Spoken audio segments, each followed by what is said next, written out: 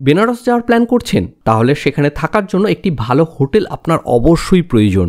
তবে একটা প্রশ্ন, এখানে গঙ্গার ধারের কোনো হোটেলে থাকবেন না গঙ্গা থেকে একটু দূরে গোধুলিয়া চৌরাহার কাছে থাকবেন, এইটা আগে আপনাকে ঠিক করতে হবে। তবে এখানে একটা কথা বলে রাখি, দুটো জায়গাতে থাকার কিছু সুবিধা এবং কিছু অসুবিধা আছে। দুটো জায়গারই অনেকগুলো হোটেলের ইনফরমেশন আপনাদের তুলে দেবো, আর তার সাথে এখানে সুবিধা বা অসুবিধাগুলো আপনাদের সাথে আমি শেয়ার করে দেবো। তাহলে আপনি সিদ্ধান্ত নিতে পারবেন কোন জায়গায় হোটেলটা আপনার জন্য উপযুক্ত, আর সেই জায়গার হোটেলটা আপনি এখানে ফোন নাম্বার থেকে অবশ্যই বুক করে নিতে পারবেন। डबल बेड लेंगे, नॉन एसी आपका 1600 है और एसी 2200, 4 बेड 4500 है, एसी और नॉन एसी 4000। এখন আমি গোধুলিয়া চৌরাহাতে আছি, অর্থাৎ এটি একটি চার মাথার মোড়। এখান থেকে চারদিকে চারটে রাস্তা চলে গেছে, একটা স্টেশনের দিকে গেছে, একটা দশাশ্বমেধ ঘাটের দিকে গেছে, একটা বিশ্বনাথ টেম্পলের দিকে গেছে, একটা অসি ঘাটের দিকে গেছে। গোধুলিয়া চৌরাহায় দ্য গার্ডেন ইন হোটেলের ইনফরমেশনটা প্রথমে দিচ্ছি। এই যে রাস্তাটা দেখতে পাচ্ছেন এটি অসি ঘাটের দিকে যাচ্ছে, এইটার ওপরই এই হোটেলটা অবস্থিত। একদম রুমের মধ্যে নিয়ে চলে এসেছি। এটি একটি ডবল বেডরুম, এটির ভাড়া 1300 টাকা, নন এসি এবং এসি হলে এটি 1600 টাকা ভাড়া নেবে। রুমটা যে খুব বড় এমনটা নয়, তবে রুমটা বেশ পরিষ্কার পরিচ্ছন্ন। আর ফেসিলিটিস বলতে দুটি চেয়ার আছে, একটি টেবিল আছে, আলমারির মতো একটা ছোট আছে জামা কাপড় রাখার জন্য, টিভি আছে, ওভারঅল খারাপ না। এখানে আর একটা গুরুত্বপূর্ণ জিনিস হচ্ছে ওয়াশরুম। ওয়াশরুমটা অবশ্যই ভালো করে দেখতে হবে। দেখুন ওয়াশরুমটা খুব একটা ছোট নয়, সাইজে বেশ বড় এবং পরিষ্কার পরিচ্ছন্ন। এই হোটেলটির আরও কিছু রুম এক ঝলক করে দেখিয়ে দিচ্ছি, দেখে নিন। এই হোটেলটিতে মোট 50টা রুম আছে, 3টে ফ্লোর নিয়ে এই হোটেলটি অবস্থিত, আর এদের লিফট ফেসিলিটিও পেয়ে যাবেন। এখানে নন এসি ডবল বেডরুম 1300 টাকা, এসি ডবল বেডরুম 1600 টাকা, 3 বেডের নন এসি 1700 টাকা এবং এসি 2000 টাকা, আর 4 বেডের নন এসি 2200 টাকা, এসি 2500 টাকা ভাড়া লাগবে। তবে এই ভাড়াগুলো নির্দিষ্ট কিছু না, বিভিন্ন সময় এগুলো চেঞ্জ হয়, অর্থাৎ সিজন অফ সিজনে অনেকটাই পরিবর্তন হতে পারে। ফোন নাম্বার দিয়ে দিচ্ছি, সেই ফোন নাম্বারে আপনি কল করে নিতে পারেন। আর এরা একটা বাড়তি ফেসিলিটিস দেয়, সেটা হচ্ছে এখানে একবার যদি থাকেন দ্বিতীয়বার যদি ওখানে যান তাহলে বেশ কিছুটা ডিসকাউন্ট পাওয়া যাবে। এই যে হোটেলটা দেখলেন এখানেই আমরা দূরাচ্ছিলাম। এটা ছাড়াও এর আশপাশে বেশ কিছু হোটেলে আমরা গেছি, ইনফরমেশন কালেক্ট করেছি, যেটা আপনাদের সামনে এক একে তুলে ধরবো। তার আগে এখানের হোটেলের লোকেশনগুলো নিয়ে কয়েকটা গুরুত্বপূর্ণ ইনফরমেশন দিই, এগুলো অবশ্যই জানার প্রয়োজন আছে। তো ম্যাপের সাহায্যে সেই জিনিসটাই প্রথমে একটু আলোচনা করে দিচ্ছি। বারাণসী যারা বেড়াতে যান থাকার হোটেল নেওয়ার ক্ষেত্রে প্রথম পছন্দ হয় দশাশ্বমেধ ঘাটের আশপাশে কোথাও থাকা।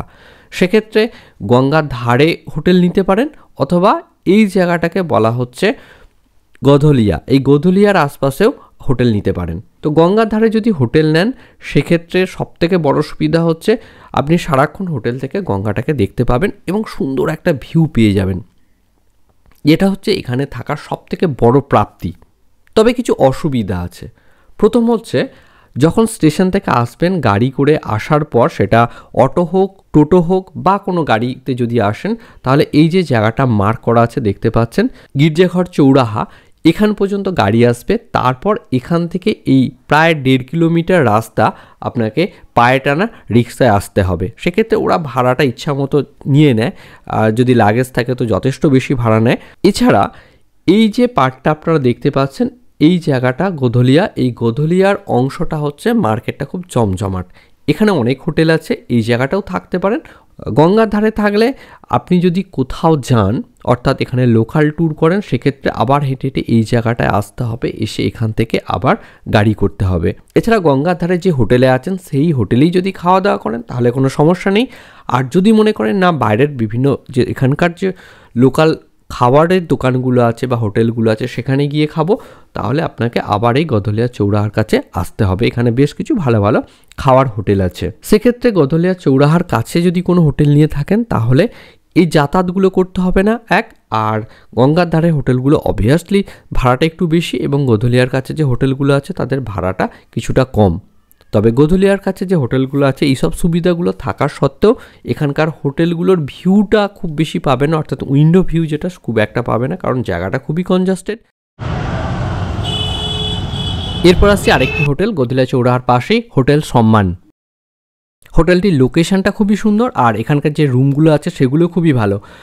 এর ভাড়া হচ্ছে ডবল বেডরুম 1800 টাকা নন এসি, এবং এসি হচ্ছে 2500 টাকা, আর ট্রিপল বেডরুম নন এসি 3000 টাকা এবং এসি 3500 টাকা। 4 বেডের রুমও আছে, 4 বেডরুম 4000 টাকা নন এসি এবং এসি হলে 5000 টাকা। হোটেলের বুকিং ফোন নাম্বারটা দিয়ে দিলাম, উনি একজন বাঙালি, ওনার সাথে ফোন করে বুক করে নিতে পারেন। এছাড়াও এনাদের আরও দুটো হোটেল আছে, একটা হচ্ছে তারা গেস্ট হাউস এবং আরেকটি হলো গার্ডেন ভিলা বেনারস। তারা গেস্ট হাউসের লোকেশনটা ভালো কিন্তু বেস্ট কস্টলি। গদলিয়া চৌরাহা এবং আশিঘাটের মাঝামাঝি স্থানে গার্ডেন ভিলা বেনারস এই হোটেলটি অবস্থিত, একটু ভিতরের দিকে। লোকেশনটা আমার খুব একটা পছন্দ নয়। দশাশ্বমেধ ঘাটের কাছাকাছি আরও বেশ কিছু হোটেলের ইনফরমেশন দিচ্ছি। তার আগে বলি, বেনারস বেড়াতে গেলে কি কি দেখবেন, কিভাবে প্ল্যানিংটা করবেন সেটাকে ভালোভাবে জানা বা বোঝার জন্য আমি অলরেডি আগে একটা ভিডিও আপলোড করে দিয়েছি, বারাণসী ভ্রমণ গাইড। সেই ভিডিওর লিঙ্কটা ডেসক্রিপশন বক্সে দিয়ে দিচ্ছি, সেটা অবশ্যই দেখবেন। এছাড়া বেনারস মানে বিভিন্ন ধরনের স্ট্রিট ফুড। বেনারসে গিয়ে এই স্ট্রিট ফুডগুলো কোনোটাই মিস করবেন না। কি কি খাবেন, কোন জায়গায় কোন কোন দোকানের কি কি খাবার বিখ্যাত, সেইগুলো জানতে হলে অবশ্যই এই ভিডিওটা আপনাকে দেখতে হবে। আর এরও লিঙ্ক ডেসক্রিপশন বক্সে দিয়ে দিচ্ছি, অবশ্যই এটা একবার দেখে নেবেন। হোটেলের লোকেশনগুলো সঠিকভাবে বোঝার জন্য আমি আরেকবার গুগল ম্যাপের হেল্প নিচ্ছি। এই যে জায়গাটা দেখতে পাচ্ছেন, এটা হচ্ছে গদলিয়া চৌরাহা, আর এই রাস্তাটা দশাশ্বমেধ ঘাটের দিকে চলে গেছে। এটা দশাশ্বমেধ ঘাট আর এটা হচ্ছে বিশ্বনাথ মন্দির। এরপর এই রাস্তাটা স্টেশনের দিকে যাচ্ছে। এবার দেখুন, এই যে রাস্তাটা আছে এটা দশাশ্বমেধ ঘাটের দিকে যাচ্ছে। এই রাস্তার আশপাশে বেশ কিছু হোটেলের ইনফরমেশন দেবো। একটু আগেই যে হোটেল সম্মানের কথাটা বললাম, সেটা হচ্ছে এই যে লোকেশনটা, অর্থাৎ একদম জাস্ট একটা বিল্ডিংয়ের পরেই। এরপর লাডা ইন্ডিয়া বা এর পাশাপাশি আরও কিছু হোটেলের ইনফরমেশন এখানে দিয়ে দিচ্ছি, যেগুলো এই দুধারেই পূর্বে এই দশাশ্বমেধ ঘাটের দিকে যেতে। এক এক আমি সমস্তগুলো পরপর বলে যাচ্ছি।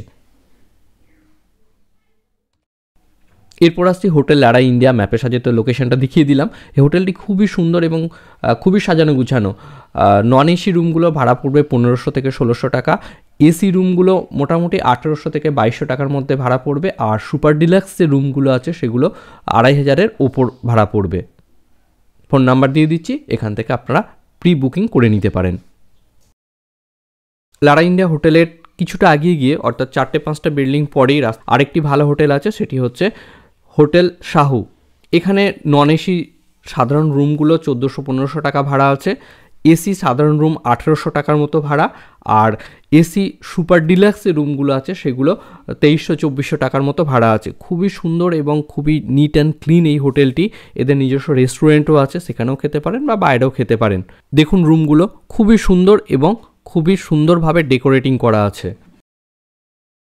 এরপর গঙ্গার ধারে একটি খুব জনপ্রিয় হোটেলের ইনফরমেশন দিই, সেটা হচ্ছে অলকা হোটেল। এটি দশাশ্বমেধ ঘাট এবং বিশ্বনাথ করিডোরের ঠিক মাঝামাঝি জায়গায় অবস্থিত। অলকা হোটেলের লোকেশন এবং এখান থেকে গঙ্গার ভিউটা অসাধারণ। হোটেলের রুম এবং বারান্দা থেকে খুব সুন্দর গঙ্গা দেখতে পাবেন।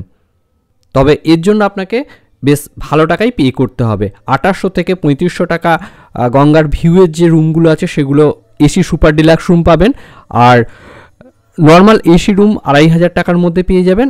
আর 1200 থেকে 1400 টাকার বেসমেন্টের নন এসি রুম পাবেন। সেই রুমগুলো থেকে আপনি গঙ্গার ভিউ দেখতে পাবেন না, তবে অল্প খরচের ক্ষেত্রে ঠিকঠাক আছে। দশাশ্বমেধ ঘাটের পাশে আরেকটি ভালো গেস্ট হাউস আছে, যেটির নাম ভদ্রকালী গেস্ট হাউস। দেখুন বারান্দা থেকে এটার ভিউটা, বারান্দায় বসে বসে খুব সুন্দরভাবে গঙ্গার নদীটাকে এনজয় করতে পারবেন। এখানে নন এসি বা এসি দু ধরনের রুমই আছে। নন এসি রুমের ভাড়া 1800 টাকা আর এসি রুমের ভাড়া 2200 থেকে 2500 টাকার মধ্যে। দশাশ্বমেধ ঘাটের কাছে গঙ্গা ধারে একটু ভালো মানের হোটেলে যদি থাকার ইচ্ছা থাকে এবং তার জন্য একটু বেশি টাকা খরচ করতেও আপনার যদি কোনো সমস্যা না থাকে, তাহলে এই রশ্মি গেস্ট হাউসটা আপনার জন্য একদম পারফেক্ট। খুবই সুন্দর সাজানো গুছানো, একদম টিপটপ সুন্দর একটা গেস্ট হাউস। এখানে স্ট্যান্ডার্ড এসি রুম হচ্ছে 2000 টাকা, সুপার ডিলাক্স এসি রুম 4500 টাকা, প্রিমিয়াম ডিলাক্স রুম 6000 টাকা। সুপার ডিলাক্স এবং প্রিমিয়াম ডিলাক্স রুমগুলোর ভাড়া অনেকটা বেশি মনে হলেও রুমগুলো কিন্তু অসাধারণ। এখানকার থাকার এক্সপিরিয়েন্সটাই আলাদা হবে। এই হোটেলগুলো ছাড়াও আরও কয়েকটা হোটেলের ফোন নাম্বার ডেসক্রিপশন বক্সে দিয়ে দিলাম, সেখান থেকেও ফোন করে কন্ট্যাক্ট করে নিতে পারেন। হোটেলের ইনফরমেশন অনেকগুলো দিলাম। এরপর আর একটা বাড়তি কথা আপনাদের একটু বলে দিই। বারাণসী স্টেশনের ট্রেন থেকে নেমে যখন বাইরের দিকে বেরিয়ে আসবেন তখন বেশ কিছু অটো বা টোটো চালক আপনাদের কাছে যাবে এবং 150-200 টাকা ভাড়ায় গধুলিয়া চৌরাহা পর্যন্ত পৌঁছে দেওয়ার জন্য বলবে। আপনারা যদি 2 জন বা 3 জন থাকেন সেক্ষেত্রে এই ভাড়াটা একটু বেশি হয়ে যাবে। তো আপনারা ইচ্ছা করলে স্টেশনের বাইরে বেরিয়ে এসে সামনে যে ফ্লাইওভারটা আছে সেই ফ্লাইওভারের নিচে দিয়ে অপোজিট সাইডে চলে যাবেন, সেখানে অনেক শেয়ার গাড়ি পেয়ে যাবেন। টোটো অটো যাই হোক না কেন পার হেড 20 টাকা করে আপনাকে গধুলিয়া চৌরাস্তার মধ্যে পৌঁছে দেবে। ভিডিওটা যদি ইনফরমেটিভ মনে হয় তো অবশ্যই লাইক করুন এবং আপনার পরিচিতের কাছে এটা শেয়ার করে দিতে একদম ভুলবেন না। আর আমাদের চ্যানেলটি যদি এখনও সাবস্ক্রাইব না করে থাকেন তো অবশ্যই সাবস্ক্রাইব করে দিন।